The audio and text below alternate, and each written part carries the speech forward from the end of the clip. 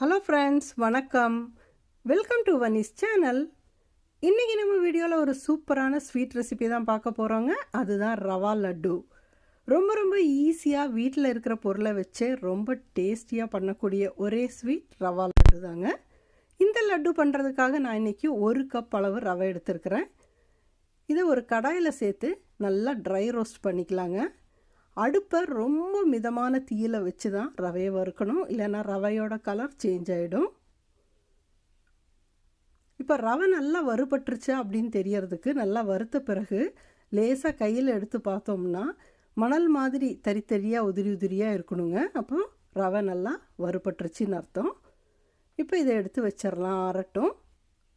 இப்போ ஒரு கடாயில் 2 டீஸ்பூன் அளவிற்கு நெய் சேர்த்துக்கலாம்.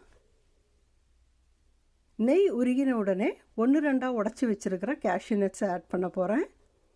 இப்போ இந்த கேஷ்யூ நட்ஸ் நல்லா வறுபடட்டும்.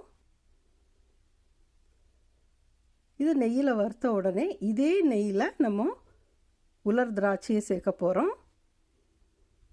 கருப்பு திராட்சை சேர்த்துருக்கிறேன். இதையும் சேர்த்து நல்லா வறுத்துக்கலாம். இப்போ இதோடவே நம்ம வறுத்து வச்சுருக்குறோம் இல்லைங்களா, அந்த ரவையை சேர்த்துக்கலாம். இதுலேயே நெய் இருக்குது, அதனால் இதோடவே சேர்த்து இதை நல்லா மிக்ஸ் பண்ணிக்கலாங்க. அடுப்பை ரொம்ப ரொம்ப மிதமாக வச்சுக்கோங்க. அந்த நெய்யோட ரவை நல்லா மிக்ஸ் ஆகிற மாதிரி மிக்ஸ் பண்ணிக்கணும். இப்போ நல்ல ஒரு வாசம் வரும், ஏன்னா நெய்யும் அந்த வறுத்து வச்சுருக்கிற ரவையும் சேர்த்து நல்லா மிக்ஸ் பண்ணும்பொழுது நல்ல ஒரு வாசனையை கொடுக்கும். பாருங்கள், நல்லா மிக்ஸ் ஆகிடுச்சு.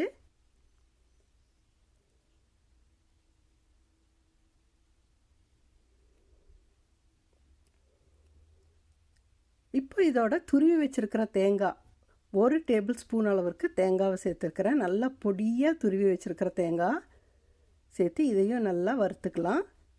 கொஞ்சமாக ஏலக்காய் தூள் சேர்த்துருக்கிறேன், இதையும் சேர்த்து நல்லா கலந்துக்கலாங்க. நீங்கள் ஏலக்காவை 1-2 தட்டி கூட போட்டுக்கலாம், ஆனால் அது வாயில் கடிப்படும், அதுக்காக தான் ஏலக்காய் தூள் சேர்த்துருக்கிறேன்.